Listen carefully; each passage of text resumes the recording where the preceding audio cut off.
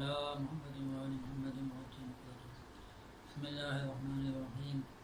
الحمد لله رب العالمين الرحمن الرحيم مالك يوم الدين إياك نعبد وإياك نستعين اهدنا الصراط المستقيم صراط الذين أنعمت عليهم غير المغضوب عليهم ولا الضالين. اللهم صل على محمد وآل محمد وسلم. لا حول ولا قوة إلا بالله العلي العظيم. أعوذ بالله من الشيطان اللعين الرجيم. بسم الله الرحمن الرحيم. الحمد لله رب العالمين.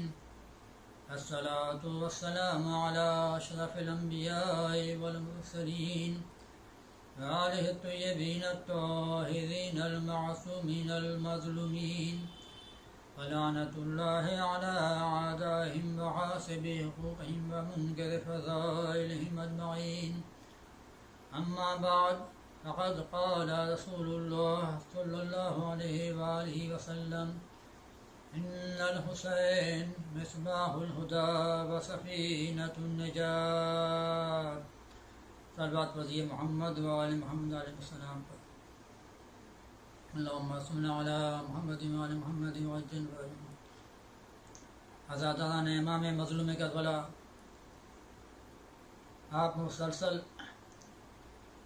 امام مظلوم کربلا کی مصیبتوں کو یاد کر کے مجلسوں میں، نوحوں میں، مسیحانی میں مختلف انداز سے آپ عزاداری کر رہے ہیں. اللہ آپ سب کی توفیقات میں اضافہ فرمائے اور اس عبادت کو اس طریقے سے قبول فرمائے کہ جس سے جناب زہرا سلام علیہا اس عبادت اور ہماری عبادت سے راضی ہو سکیں. یہ دن وہ دن ہے کہ جب حق و باطل کے درمیان معرکہ ہے، فضائل و رذائل کے درمیان جنگ ہے،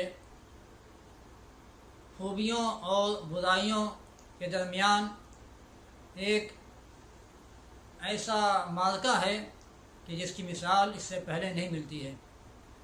یہ دن جو آپ نے گزارے ہیں اور یہ جو کل کا دن آئے گا یا آئندہ جو ایام آئیں گے، یقیناً یہ ایام ہمیں بہت سی چیزوں کی طرف متوجہ کر رہے ہیں کہ ہم انصاف سے کام لیں، ہم حق کا ساتھ دیں، ہم برائیوں سے لوگوں کو روکیں، امر بالمعروف نہی عن المنکر، جو مقصد امام حسین علیہ السلام جسے آپ نے بیان فرمایا تھا کربلا پہنچنے سے پہلے اور کربلا کے موقع پہ بھی، اس کو ہم یاد کریں، ان فرائض کو ہم انجام دیں. اس لیے کہ یہ امر بالمعروف اور نہی عن المنکر نہ ہونے یا اس کا رنگ کم ہونے کی وجہ سے کربلا واقع ہوئی ہے. اگر امر بالمعروف نہی عن المنکر جس طریقے سے ہونا چاہیے تھا اسی طریقے سے ہوتا، یہ کربلا کا واقعہ رونما نہ ہوتا. لیکن لوگوں نے دنیا پرستی میں، خواہشات نفسانی کی پیروی میں اور شیطان کی اطاعت میں امر بالمعروف کو بھلا دیا، نہی عن المنکر کے اوپر عمل نہیں کیا، جس کی وجہ سے یہ مصیبتیں جو تقریباً 1400 سال پہلے مظلوم کربلا فرزند پیغمبر اکرم کے اوپر آئی تھی، وہ آج بھی اسی طریقے سے ہمیں پیغام دے رہی ہے کہ جس طریقے سے ابتدائی دور میں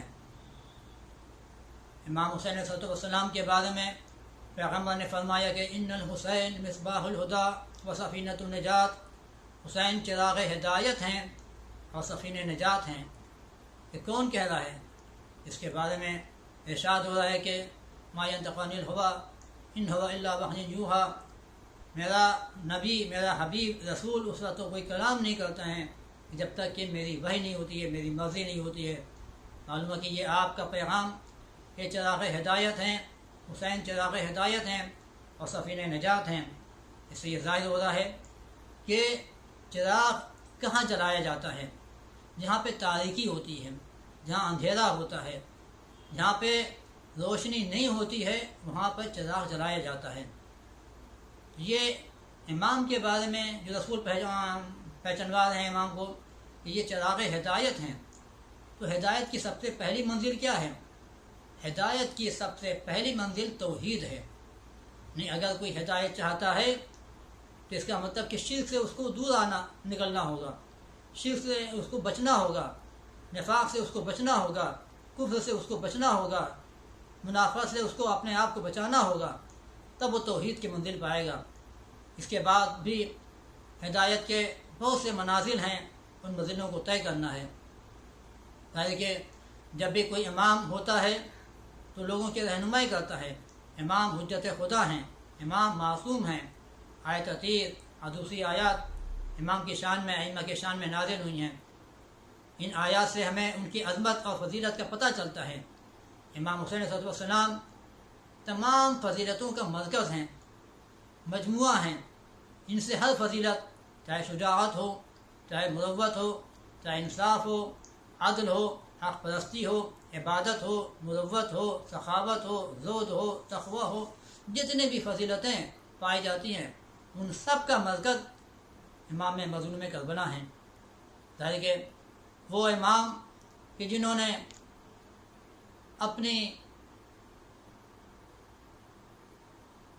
اپنی طرف سے جناب مسلم ابن عقیل کو جب لوگوں نے امام کے لیے کہا تھا کہ ہمارے پاس کوئی امام نہیں ہے، اپنا سفیر مسلم ابن عقیل کو بنا کر بھیجا تھا، معتمد کہا تھا۔ تو اس امام نے جو قربانیاں دی ہیں، جس کو لوگوں نے چاہا تھا کہ آ جائیے آپ، ہم آپ کی مدد کریں گے، امام نے سفیر کو بھیجا تھا، لیکن لوگوں نے ان کے ساتھ کیا دغا بازی کی، کیا بے وفائی کی۔ لیکن امام کیا پیغام دے رہے ہیں؟ وفاداری کا پیغام۔ اس لیے امام نے ایسے لوگوں کو کربلا لے گئے ہیں کہ اپنے عمل میں بالکل وفادار ہیں۔ ہم صرف جناب عباس کو ہی وفادار نہیں کہتے ہیں، وہ بھی عباس باوفا ہیں، اس لیے کہ ان کی وفاداری آسمان پہ ہے۔ آپ جانتے ہیں کہ ہر ایک شخص کا ایمان برابر نہیں ہوتا ہے۔ رسول خدا کے ساتھ بہت سے اصحاب تھے، کوئی 1 درجے پہ تھا، کوئی 2 درجے پہ تھا، کوئی 8ویں درجے پہ تھا، کوئی 9ویں درجے پہ تھا، کوئی 10ویں درجے پہ تھا۔ تو ایمان کے درجات ہوتے ہیں۔ مولا کائنات کے ساتھ بھی جتنے بھی اصحاب تھے سب ایک جیسے نہیں تھے۔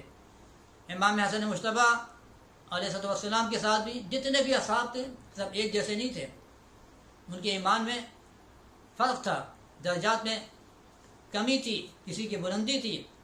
معلوم ہے کہ یہ درجات میں کمی یا بلندی یہ کیسے ہوتی ہے؟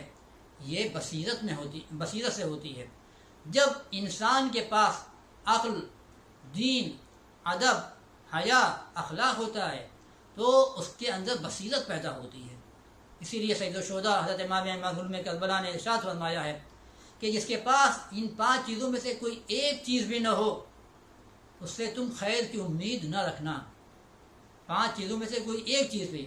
5 چیزیں کیا ہیں؟ دین، سب سے پہلے آپ نے فرمایا عقل کو سب سے پہلے آپ نے ارشاد فرمایا ہے کہ عقل، جس کے پاس عقل نہ ہو اس سے خیر کی امید نہیں کی جانی چاہیے۔ جس کے پاس دین نہ ہو اس سے خیر کی امید نہیں کی جانی چاہیے۔ جس کے پاس اخلاق نہ ہو اس سے خیر کی امید نہیں کرنی چاہیے۔ جس کے پاس ادب نہ ہو اس سے خیر کی امید نہیں کرنی چاہیے۔ یعنی معلوم ہے کہ عقل ہے، دین ہے، ادب ہے، حیا ہے، اخلاق ہے، یہ 5 چیزیں کسی شخص میں ایک بھی نہیں ہے تو ظاہر کہ اس سے بالکل خیر کی امید نہیں کرنی چاہیے۔ اس کا مطلب یہ نہیں ہے کہ اگر کسی میں ایک چیز کی کمی ہے یا نہیں ہے تو اس سے کوئی خیر نہیں ہو سکتا ہے۔ ممکن ہے کہ خیر ہو جائے لیکن امید نہیں کرنا چاہیے کہ ہم امید رکھیں کہ نہیں۔ ممکن ہے کہ ایک شخص بہت بڑا دیندار ہے، پیشانے پہ سجدے کا نشان ہے، دن کی نماز، رات میں نماز تہجد، نافلہ، شب، روزہ رکھتا ہے، واجب کیا مستحب روزے پہ رکھتا ہے، کئی حج کر چکا ہے، صدقہ دیتا رہتا ہے، ایثار کرتا رہتا ہے، سب کرتا ہے، لیکن اگر اس کے پاس عقل نہیں ہے، تعبداً انجام دے رہا ہے لیکن عقل سے کام نہیں لیتا تو اسے خیر کی امید نہیں کرنی چاہیے۔ اگر کسی کے پاس عقل ہے لیکن دین نہیں ہے، بڑا زیرک ہے، بڑا چالاک ہے، اس کو عقل مند نہیں کہیں گے۔ ممکن ہے کہ کسی کے پاس ادب ہو، بڑے اچھے ادب سے ملتا ہے لیکن نماز نہیں پڑھتا ہے، روزہ نہیں رکھتا ہے، عزاداری نہیں کرتا ہے، ہمدردی نہیں کرتا ہے، احسان نہیں کرتا ہے، قربانی نہیں کرتا ہے، تو ادب ہونے کے باوجود اس سے خیر کی امید نہیں کرنی چاہیے۔ کسی کے پاس ادب ہے لیکن حیا نہیں ہے، کیسے رہنا چاہیے، زمانے میں ہماری عزت، آبرو، حیا کیسے باقی رہے، اس سے خیر کی امید نہیں کرنی چاہیے۔ کسی کے پاس اخلاق نہیں ہے، یعنی دل میں مروت نہیں ہے، بغض ہے، حسد ہے، کینہ ہے، یہ سب ہیں، تو اس سے خیر کی امید نہیں کرنی چاہیے۔ معلوم ہے کہ اگر کسی کے پاس عقل نہیں ہے، دین نہیں ہے، ادب نہیں ہے، حیا نہیں ہے، اخلاق نہیں ہے، اچھا اخلاق، حسن اخلاق نہیں ہے، اس سے خیر کی امید نہیں کرنی چاہیے۔ کس نے فرمایا؟ یہ جس کی آپ عزاداری کر رہے ہیں، جس کو آپ یاد کر رہے ہیں، جس کے غم میں پورے دنیا میں یا حسین یا حسین لبیک یا حسین لبیک یا حسین کی آواز بلند ہے، ہر جگہ امام کے اوپر آنسو بہائے جا رہے ہیں، ان کے گھر والوں کے اوپر آنسو بہائے جا رہے ہیں، انہوں نے فرمایا کہ اگر یہ چیزیں نہیں ہیں اس سے خیر کی امید، بھلائی کی امید، نیکی کی امید نہیں کریں۔ ہو سکتا ہے کہ وہ ہمارے ساتھ نیکی کر دے، کسی دوسروں کے ساتھ نیکی کر دے، لیکن اس سے توقع کرنا کہ ایسا ضرور کرے گا، اس سے امید رکھنا کہ ایسا ضرور کرے گا، نہیں رکھنی چاہیے۔ ہو سکتا ہے کہ ہو جائے، ممکن ہے کہ کبھی کوئی حدیث سن لے، کوئی انصاف والا کام انجام دے دے، ہو سکتا ہے، لیکن یہ چیزیں ایسی ہیں کہ ہر جگہ نہیں ہیں۔ تو معلوم ہے کہ جب کسی کے پاس عقل ہے، دین ہے، ادب ہے، حیا ہے، اچھا اخلاق ہے، حسن اخلاق کا حامل ہے، یہ 5 چیزیں ہیں، اس میں بصیرت پیدا ہوتی ہے۔ جب بصیرت پیدا ہوتی ہے، بصیرت یعنی جو چہرے کے اوپر آنکھیں ہیں، اس کی بات نہیں کر رہا ہوں، ان آنکھوں کی بات نہیں کر رہا ہوں، بلکہ بصیرت یعنی جو 5 چیزوں کے ذریعے سے پیدا ہوئی ہیں، جب وہ ہوتی ہیں تو پھر ایمان کے درجات ہوتے ہیں، یعنی کوئی پہلے درجے پہ پہنچتا ہے اسی حساب سے، پھر دوسرے درجے پہ پہنچتا ہے، پھر تیسرے درجے پہ پہنچتا ہے، کوئی 9ویں درجے پہ ہوتا ہے، کوئی 10ویں درجے پہ ہوتا ہے۔ جتنا زیادہ سے زیادہ یہ 5 چیزوں کی کیفیت میں اضافہ ہوتا جائے گا، انسان کی بصیرت میں اضافہ ہوتا جائے گا۔ تو کربلا میں بصیرت والے تھے، کربلا میں لوگوں کے پاس عقل بھی تھی، یعنی جو لشکر حق کی طرف تھے، جو لشکر باطل کی طرف سے بات ان کی نہیں ہے، جو امام کی طرف تھے، جو حجت خدا کی طرف سے، وہ عاقل تھے، وہ دیندار تھے، وہ ادب والے تھے، وہ مؤدب و مہذب تھے، وہ حیا والے تھے، وہ بااخلاق تھے۔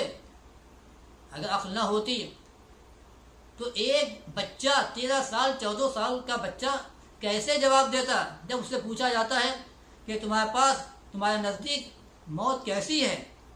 یہ عقلی جواب ہے کہ شہد سے زیادہ شیرین، شہد سے زیادہ میٹھی یہ موت ہمارے نزدیک ہے۔ کتنے لوگ ہوتے ہیں 40 سال کے ہو جاتے ہیں، 50 سال کے ہوتے ہیں، 70 سال کے ہو جاتے ہیں، لیکن عاقلانہ جواب نہیں دے سکتے ہیں، عقلی جواب نہیں دے سکتے ہیں۔ لیکن ایسے بھی ہوتے ہیں، کربلا میں مثال موجود ہے، اس کے پہلے بھی ہے، اس کے بعد بھی ہے، آج بھی ہو سکتی ہے، کہ بالغ نہیں ہیں، 15 سال کے سن بلوغ تک نہیں پہنچے ہیں، لیکن ایسا جواب دیا ہے کہ کوئی بڑے سے بڑے لوگ، تجربے کار لوگ جواب نہیں دے سکتے ہیں، اور یہ بچہ جواب دے رہا ہے۔ کیسے ہوا؟ یعنی جب کوئی اپنے آپ کو امام سے متمسک کر لیتا ہے، امامت کی معرفت حاصل کر لیتا ہے، بصیرت میں اضافہ کر لیتا ہے، تو اس کے ایمان میں اضافہ ہو جاتا ہے، اور جب ایمان میں اضافہ ہوتا ہے تو یہ چیزیں، کیفیت یہ پیدا ہوتی ہیں، اور پھر عبادت کی طرف آتا ہے۔ یہ عقل نہ ہو تو لوگ عبادت کی طرف نہیں آئیں گے، یہ عقل ہے جو عبادت کی طرف لے جاتی ہے۔ اگر عقل نہ ہو تو لوگ عبادت سے دور جاتے ہیں، یہ عقل ہے جو عبادت کی طرف لاتی ہے۔ یہ کربلا ہمیں عقل کی طرف دعوت دے رہی ہے، شعور کی طرف دعوت دے رہی ہے، فہم و ادراک کی طرف دعوت دے رہی ہے۔ ہم لکیر کے فقیر نہ بنیں۔ یہ امام حسین علیہ السلام ہے، آپ نے یہ نہیں فرمایا جب آپ کو بیعت کی طرف بلایا گیا اور بیعت کر لیجیے، یزید کے بیعت کر لیجیے، حاکم وقت ہے، کتنے لوگوں نے انکار کر دیا، کتنے لوگوں نے بیعت کر لیا، لیکن امام نے انکار کر دیا۔ آپ نے یہ نہیں فرمایا کہ کیا ہوا، میرے بھائی نے تو بھی، وہ بھی حجت خدا تھے، وہ بھی امام تھے، وہ بھی معصوم تھے، انہوں نے صلح کر لی تھی، میں بھی صلح کر لوں گا۔ نہیں، یہ نہیں۔ آپ نے یہ بھی نہیں فرمایا کہ میرے بابا 25 سال خاموش رہے، خلافت کا انہوں نے مطالبہ نہیں کیا، خاموش رہے، پھر جب لوگ آئے تب انہوں نے خلافت قبول کر لی۔ آپ نے یہ بھی نہیں فرمایا۔ آپ نے یہ بھی نہیں فرمایا رسول خدا نے صلح بھی کی تھی، جنگ بھی کی تھی، ہم بھی لوگوں سے صلح کر لیتے ہیں۔ نہیں، کربلا، عزاداری، عاشورہ، کربلا کا پیغام یہ ہے کہ ہم وقت کے تقاضے کو سمجھیں، وقت کے مطالبات کو سمجھیں، وقت ہم سے کیا چاہ رہا ہے، عقل کے مطابق ہمیں زمان و مکان، ٹائم اینڈ پلیس کے حساب سے کیسے ہمیں زندگی گزارنی ہے۔ آج کل یہ جو وبا پھیلی ہوئی ہے، یہ بھی کیا ہے؟ اب ایسی حالت میں آقا سستانی دامت العالی، آقا خامنہی یا دیگر مراج کرام نے جو عزاداری کرنے کے اصول اور قواعد اور جو انہوں نے گائیڈ لائن تیار کی ہے اور ہمارے سامنے پیش کیا ہے، یہ کیا ہے؟ ان حدیثوں کی روشنی میں ہے، ان آیات کی روشنی میں، عقل کی روشنی میں، بصیرت کی روشنی میں ہے کہ کیسے ہم اپنے آپ کو زمانے کے مطالبات کے مطابق ہم عبادت سے بھی دور نہ ہوں اور عبادت کے اللہ کی مرضی کے مطابق ہم انجام دیں۔ یہ وجہ ہے کہ حق الناس کو بہت زیادہ اہمیت دی گئی ہے۔ کیوں کہا گیا کہ آج کل زیادہ لوگ ایک ساتھ جمع نہ ہوں؟ کتنی عبادتیں اس وقت ہیں جو بڑی فضیلت کے حامل ہیں، لیکن آج کل تعطیل ہیں، معطل ہیں، روک دی گئی ہیں، نہیں ہو رہی ہیں۔ کیوں؟ اس میں حق الناس بھی پوشیدہ ہے۔ ہاں، ہو سکتا ہے، ہوا بھی ہے حقیقت بھی ہے کہ کہیں کہیں اس گائیڈ لائن میں اس میں زیادتیاں بھی ہوئی ہیں، حق الناس کی پائمالی بھی ہوئی ہیں، لیکن ہر جگہ نہیں۔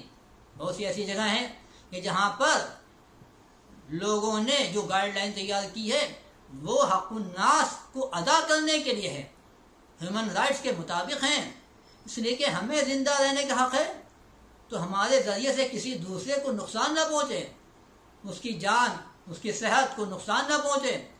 یہ کیا ہے؟ یعنی کیوں کہا گیا ہے کہ جب تم کھڑے ہو کے نماز نہیں پڑھ سکتے تو بیٹھ کے نماز پڑھو؟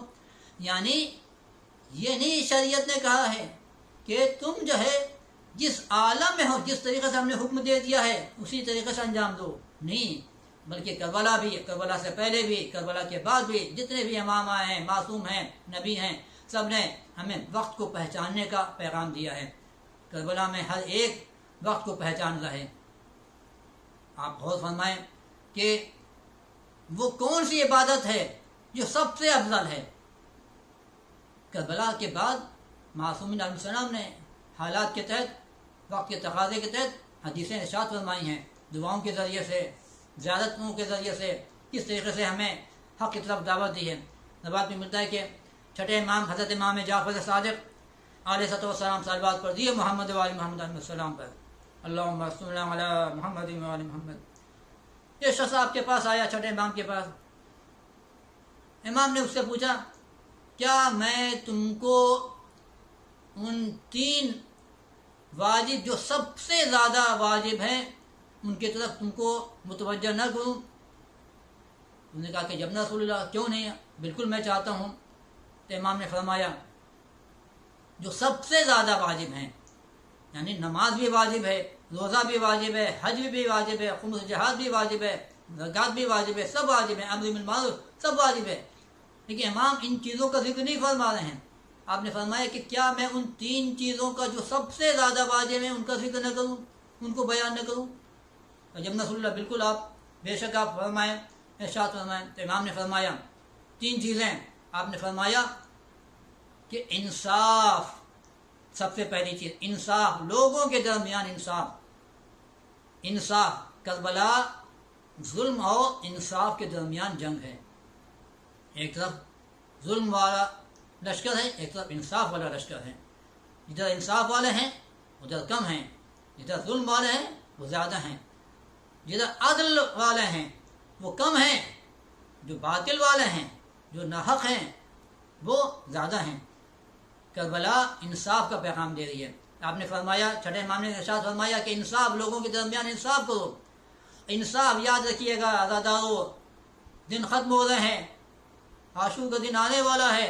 آپ غور فرمائیں کہ آپ نے فرمایا کہ انصاف، یہ کربلا انصاف، کیا یہی ہوتا ہے کہ اگر کسی بڑے سے دشمنی ہو تو بچوں سے بھی دشمنی کی جائے، اگر مردوں سے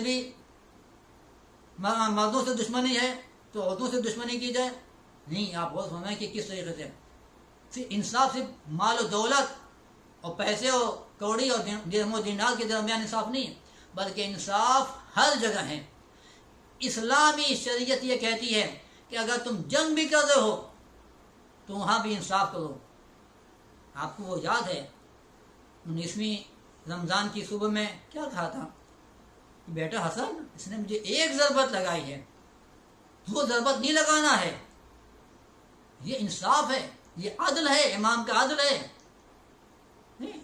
اس نے ایک ضربت لگائی ہے، 2 ضربت نہیں، اسے آزاد کر دینا، اسے جو ہے کھانا کھلانا، پانی پلانا، یہ کیا ہے؟ یہ انصاف ہے۔ یعنی جنگ میں بھی ہمیں کبھی کبھی ہوتا ہے کہ اگر کسی کی رائے، کسی کا نظریہ ہمارے نظریے کے مطابق نہیں ہوتا ہے، وہ دشمن اعضاء ہے، وہ دشمن اہل بیت ہے، وہ دشمن حق ہے۔ نہیں، یہ انصاف کا تقاضا نہیں ہے، بلکہ انصاف کا تقاضا یہ ہے کہ جتنا اس نے سمجھا ہے اس کے مطابق وہ بول رہا ہے کہ نہیں۔ اور انصاف یہ بھی ہونا چاہیے کہ جتنا ہم نے علم حاصل کیا ہے ہمارے عمل میں وہ علم آ رہا ہے کہ نہیں، ٹرانسفر ہو رہا ہے کہ نہیں، ٹرانسلیشن ہو رہا ہے کہ نہیں۔ خالی یہ نہیں کہ علم برائے علم، نہیں، علم برائے عمل، علم عمل کے لیے ہو تو یہ علم جو ہے مفید ہوتا ہے۔ آپ نے فرمایا کہ انصاف، لوگوں کے ساتھ انصاف بڑا عظیم اور بہت بڑا چیپٹر ہے انصاف کا، عدل کا۔ کبھی انشاءاللہ گفتگو ہوگی یا آپ خود مطالعہ کیجیے گا انصاف کے بارے میں، بہت سی حدیثیں ہیں، آیات ہیں، روایات ہیں، واقعات ہیں۔ پھر آپ نے فرمایا کہ جو چیز، دوسری چیز کیا ہے جو تمام واجبات میں سب سے عظیم واجب ہے؟ آپ نے فرمایا پہلی چیز کیا فرمایا کہ انصاف، لوگوں کے درمیان انصاف۔ دوسری چیز آپ نے فرمایا جو چیز اپنے لیے پسند کرو وہی چیز اپنے بھائی کے لیے بھی پسند کرو، برادر ایمانی کے لیے بھی پسند کرو۔ تیسری چیز آپ نے فرمایا ذکر خدا، ذکر خدا، ہر حال میں ذکر خدا۔ ایک جگہ ملتا ہے کہ چھٹے امام نے ارشاد فرمایا ذکر خدا صرف یہ نہیں ہے کہ انسان کہے سبحان اللہ والحمد للہ ولا الہ الا اللہ واللہ اکبر، یہ بھی ذکر ہے، لیکن آپ نے فرمایا ذکر ہر حال میں ذکر، یعنی اگر کوئی نعمت مل رہی ہے تب بھی یاد خدا، اگر کوئی مصیبت آ رہی ہے تب بھی یاد خدا، اگر کوئی مصیبت آ رہی ہے تب بھی یاد خدا۔ کربلا میں ایسے ایسے افراد تھے کہ ہر حال میں ذکر خدا میں مشغول رہتے تھے۔ جب بھی کوئی مصیبت پڑتی ہے صاحبان ایمان کے اوپر تو کیا کہتے ہیں؟ انا للہ و انا الیہ راجعون، انا للہ و انا الیہ راجعون۔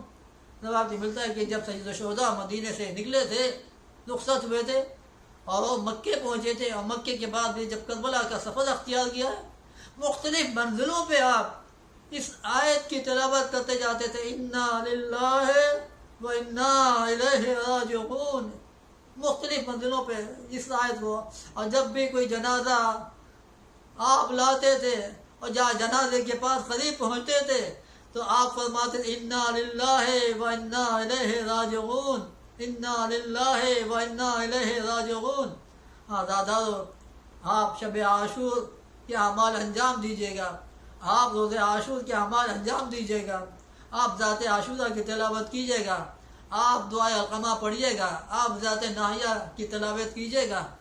ذات نہیہ میں آپ کس طریقے سے لوگوں کو یاد کریں، شہیدوں کو یاد کریں، کس طریقے سے جناب عباس کو یاد کیا ہے، کس طریقے سے جناب حبیب کو یاد کیا ہے، کس طریقے سے جیسے جناب علی اصغر کو یاد کیا ہے، کس طریقے سے مظلوم کربلا کو یاد کیا ہے، امام مظلوم کربلا کو یاد کیا ہے۔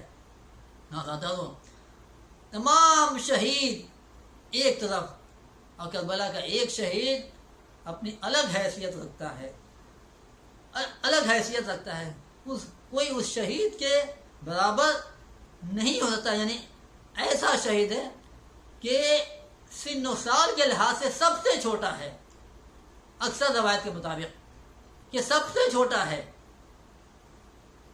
اور ایسی شہادت پیش کی ہے کہ یہ شہادت اس کا جواب کوئی نہیں لا سکا ہے۔ نواب میں ملتا ہے کہ اگر علی اصغر نہ ہوتے تو ممکن تھا کہ دشمن کہہ دیتا کہ یہ تو آ ہی تھے ہم سے جنگ کرنے کے لیے، لیکن علی اصغر کی پیاس یہ بتا رہی ہے کہ یہ خود بھوکے تھے، یہ خود پیاسے تھے، اور اپنے شیر خاص بچے کو بھی، جن کو دشمن نے پیاسا کر لیا تھا، پیاسا ذبح کر دیا۔ دارو کس طریقے سے روایت میں ملتا ہے کہ جب 9 محرم آئی ہے اور شبر لعین ہزاروں کا لشکر لے کر آیا ہے اور پیشر سعد کو حکم دیتا ہے کہ اب حملہ کر دو لشکر حسینی کے اوپر، خیمے حسینی کے اوپر حملہ کر دو، حملے کی تیاری ہونے لگی، تو پھر جب یہ خبر ایک شور شرابہ ہونے لگا، ایک غوغا اٹھا کہ لشکر حسینی کے اوپر حملہ ہوگا، جب خیمے حسینی کی طرف آواز گئی تو بیویاں پہ بے چین ہو گئی۔ امام نے جناب عباس کو بھیجا کہ جاؤ دیکھو بیٹا، جاؤ دیکھو بھائی کیا خبر ہے، کیا ہو رہا ہے۔ جب جناب عباس جاتے ہیں، پوچھا، کہا کہ آج ہم جنگ کرنا چاہتے ہیں۔ امام کے پاس آ کر عباس نے خبر دی کہ یہ آج ہمارے اوپر حملہ کرنا چاہتے ہیں۔ یا بیویاں خیمے میں رونے لگی کہ اب یہ وقت قریب آ گیا ہے کہ جنگ تیار ہو گئی، جنگ کے آثار نمایاں ہو چکے ہیں۔ داداروں روایت میں ملتا ہے کہ جب امام نے کہا، جناب عباس سے کہا جا کے کہہ دو کہ آج کی مہلت دے دیں، آج ہم ذکر خدا کر سکیں، آج ہم قرآن کی تلاوت کر سکیں۔ روایت میں ملتا ہے کہ جب یہ جناب عباس گئے ہیں اس خبر کو لے کر، پیغام حسینی کو لے کر، لوگ کہا کہ نہیں، ہم موقع نہیں دیں گے، آج ہی جنگ کریں گے۔ لیکن بہرحال لشکر یزیدی میں سے کسی نے کہا کہ ارے موقع دے دو، کہاں جائیں گے، یہ رہیں گے تو یہیں پر۔ ارے یہ تو اگر کوئی دشمن کافر بھی کہہ دیتا تو ہم ان کو موقع دیتے، یہ تو فرزند رسول ہے، اے عزادارو یہ جانتے ہیں کہ یہ فرزند رسول ہے، اس کے باوجود حملہ کرنے کے لیے، جنگ کرنے کے لیے تیار ہے۔ اے عزادارو خدا آپ کو کوئی غم نصیب نہ کرے سوائے غم کربلا معلیٰ، شہدائے کربلا کے۔ عزادارو یہ غم اتنا عظیم غم ہے کہ اس کی کوئی مثال نہیں ملتی، کس طریقے سے انسان برداشت کرتا ہے۔ اتنے سال گزر گئے ہیں لیکن آج بھی یہ غم تازہ ہے۔ شب عاشور گزری، صبح عاشور نمودار ہوئی، ایک کے بعد دوسرے کے بعد تیسرے، ایک صحابی جا رہے ہیں، انصار جا رہے ہیں اور شہید ہو کر آ رہے ہیں۔ جب سب شہید ہو گئے، اب خاندان بنی ہاشم کی بات آئی، علی اکبر جاتے ہیں، عباس جاتے ہیں، آنو محمد جاتے ہیں، قاسم جاتے ہیں، ہر ایک شہید ہو کے ایک دفعہ فضا میں آواز گونجی، حل من ناصر ینصرنا، ہے جو ہماری کوئی مدد کرے، آیا ہے جو ہماری کوئی مدد کرے۔ ارے کوئی توحید پرست ہے جو اس امام، جو اس بندے کے لیے آئے مدد کرے، کوئی ہے جو اس مظلوم کو تنہا پا کے ہمارے راہ خدا میں مدد کر دے۔ اس طریقے سے مختلف فقرے امام نے ارشاد فرمائے۔ اب آپ نے ملتا ہے کہ جب امام کی یہ آواز استغاثہ خیمے میں پہنچی، بیویاں بے چین ہو گئی، رونے لگی، بار بار دیکھ رہی، ارے امام میرا بھائی، میرا آقا کس طریقے سے تنہا گھرا ہوا ہے۔ روایت میں ملتا ہے کہ پھر جب یہ رونے کی آواز، خیمے میں رونے کی آواز جب یہ باہر پہنچی، امام قریب آئے کہ چلیں ہم بہنوں کو، بیویوں کو تسلی دے دیں، خواتین کو تسلی دے دیں۔ جب قریب آتے کیا دیکھا کہ علی اصغر بھی بے چین ہو گیا امام کی نصرت کرنے کے لیے، امام کی مدد کرنے کے لیے۔ رباب نے آغوش امام میں علی اصغر کو دیا۔ علی اصغر کو امام کیوں لے جا رہے ہیں؟ ارے شاید کہ اسے پانی پلا دیا جائے، لوگ ہماری جان کے پیاسے ہیں، اس بچے نے کیا خطا کی ہے۔ اس طریقے سے آپ نے آواز بلند کی، اگر تمہارے نزدیک میں خطا کار ہوں، میں گناہ گار ہوں، میں نے کوئی خطا کی ہے، اس بچے نے کیا خطا کی ہے، آ کر اس کو پانی پلا دو۔ اے عزادارو یہ بچہ 6 مہینے کا ہے، 6 مہینے کے بچے پہ کوئی تیر نہیں چلاتا ہے، پانی پلا دیتا ہے۔ اس بچے نے نہ پانی پیا ہے، نہ اپنی ماں کا دودھ پیا ہے، 3 دن سے اہل حرم پیاسے ہیں، دودھ نہیں ہے، غذا نہیں ہے، پانی نہیں ہے، عزادارو امام کی آواز پر کوئی لبیک نہیں کر رہا ہے۔ عزادارو آپ یاد کیجیے گا، اگر آپ جلوس نہیں نکال پا رہے ہیں اس سال، اگر آپ شب داری نہیں کر پا رہے ہیں، جلوس نہیں نکال پا رہے ہیں، ایک وقت معین کر لیجئے، اپنی اپنی بستی میں ایک وقت معین کر لیجئے، اسی وقت پر تمام لوگ بیک آواز کہیں لبیک یا حسین، لبیک یا حسین، اس لیے کہ علی اصغر نے عصر عاشور کہا تھا لبیک یا حسین، لبیک یا حسین۔ ہاں، حسین کی نصرت کے لیے علی اصغر آئے تھے، اور نصرت بھی کی۔ آغوش امام میں علی اصغر کا گلا حرملہ کے تیر سے، ارے چھوٹا سا سر ہے، ننھا سا گلا ہے، اس ننھے سے گلے پر جب حرملہ کا تیر چلا ہوگا، کس طریقے سے قلب امام نے برداشت کیا ہوگا۔ امام کا ہاتھ خون سے رنگین ہوا، سینہ زخمی ہوا، گلا زخمی ہوا، خون ہاتھ میں لیا، آسمان کی طرف چاہ کے بھیگے، آواز آئی ہے حسین، اس خون ناحق کو ہم کیسے قبول کریں؟ حسین بے چین ہے۔ عزادارو روایت ملتا ہے کہ جب امام نے علی اصغر کو لے کر قدم آگے بڑھایا کہ آپ خیمے میں سے لے جائیں، روایت میں ملتا ہے کہ امام نے کسی بھی جنازے کے اوپر نماز نہیں پڑھی ہے، یا کسی بھی جنازے کو کربلا میں دفن نہیں کیا ہے، ہر ایک جنازے کو لانے کی کوشش کیا اور لائے بھی ہیں جہاں تک ہو سکا ہے، لیکن ایک جنازہ ایسا ہے کہ جسے امام خیمے کی طرف لائے بھی ہیں اور خیمے لانے کے بعد دفن بھی کیا ہے، لیکن جب خیمے کی طرف آ رہے تھے آپ آگے بڑھ رہے تھے، انا للہ و انا الیہ راجعون، رضن بقضائہ و تسلیما لامرہ، پھر پیچھے ہٹتے ہیں، رے رباب زینب کس طریقے سے ہم اس کو لے جائیں گے۔ بہرحال جب امام خیمے کے قریب پہنچے تو کیا رباب نے کہا کہ کیا میرا اصغر پانی پی چکا؟ امام نے ابا کا دامن ہٹایا، کیا دیکھا کہ علی اصغر کا ننھا سا گلا تیرے سے شعبہ سے چدا ہوا ہے۔ رباب نے آواز دی، اے بیٹا علی اصغر، کیا تم علی اصغر ہو؟ کیا تمہارے جیسے بچے بھی نہر کیے جاتے ہیں؟ اے عزادارو امام، اس طریقے سے علی اصغر کو رباب کی آغوش میں دے رہے ہیں، اور پھر جب امام نے علی اصغر کو دکھا دیا، پھر دفن کر دیا، شاید کہ یہ بچہ کئی گھوڑوں کے ٹاپوں سے پائمال نہ ہو جائے، لیکن وہ وقت بھی آیا کہ علی اصغر کے جنازے کو قبر سے نکالا گیا، پائمال کیا گیا، نو کے نیزہ کے پر سر علی اصغر بھی بلند ہے۔ الا لعنت اللہ علی قوم الظالمین، انا للہ و انا الیہ راجعون، رضا بقضائہ و تسلیما لامرہ،